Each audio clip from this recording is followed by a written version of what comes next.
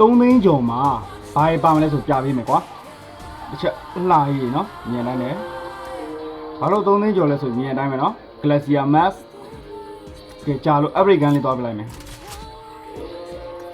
average gun က29လက်ရှိုးလာအောင် Glacier level max တခြားထွေတွေမပြောတော့ကဲဒါရင်ကိုတော်တော်လှနေနော်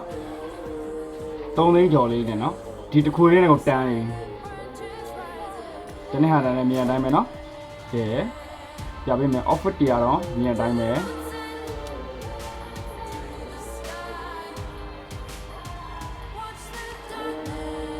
ကဲဟမ်မတ်တွေဒီကောင်နေပါနော်ရှိုးလာအောင်လှကြီး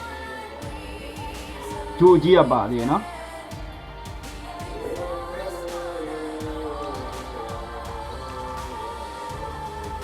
Invader မျက်နှာဖုံးပါတယ်တော်တော်လေးလာတယ်မစိုးဘူးဘဘတ်တွေက Inferno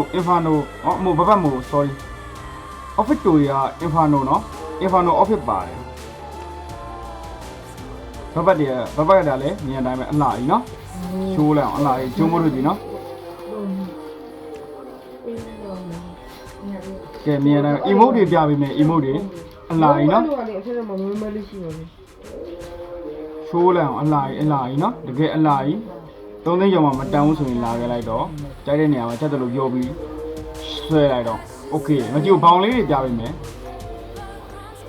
ဘောင်လေးတွေမကြည့်ဘူးအလှကြီးတွေတန်ပဲညံပဲ